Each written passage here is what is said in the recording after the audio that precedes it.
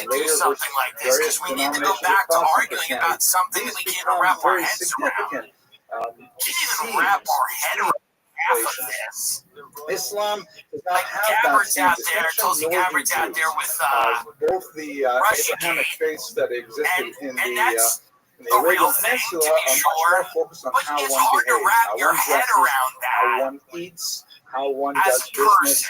So structurally, they have a great Is deal it like of familiar similarities. with like Furthermore, whatever to the a large layers of degree, many cow? of I these mean, whatever. We do similarities this every are week. actually You know, I mean, imitations. I but mean, at Islam, least which with began in the this, 7th century, at least with borrowed this, people openly immediately from go, Jewish "Oh, it's a practices in a guy lot of doing different something a ways. girl The did. I'm idea gonna of like it." orienting oneself towards a particular direction while praying. The number of times one prays is ritually codified.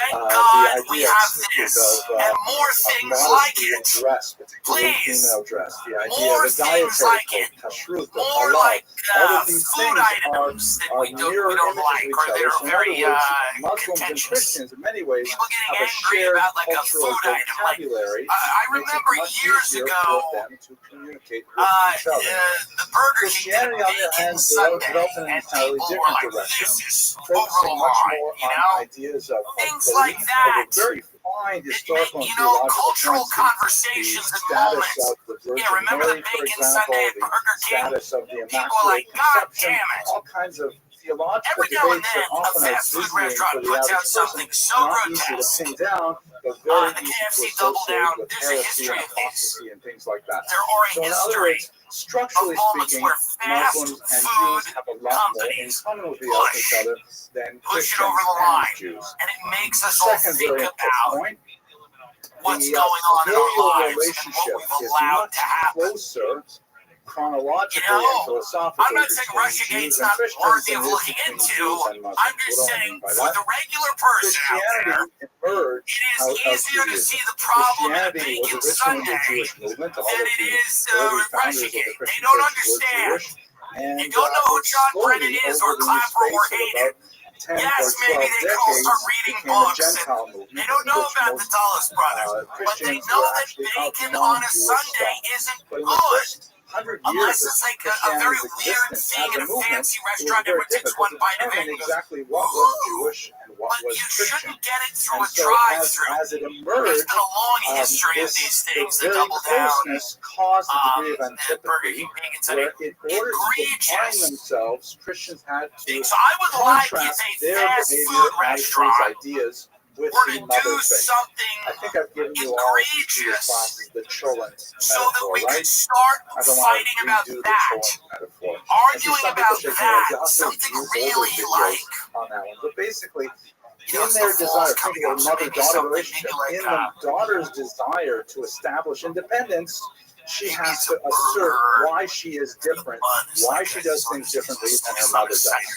And that sometimes creates a certain kind of negative tension. As the very perceptive and heroic theologian Rosemary Radford Luther once put it, anti-Semitism is the left hand of Christology. And what she meant by that was, in an attempt to elevate Christianity as a faith, with the right hand, it was necessary with the left hand to denigrate Judaism. So that's by nature of the very closeness of Judaism and Christianity, they have a much more negative relationship with each other. Islam, on the other hand, which was born 6 centuries later, is like a grandchild, and the grandchild does not necessarily have. Put it like this.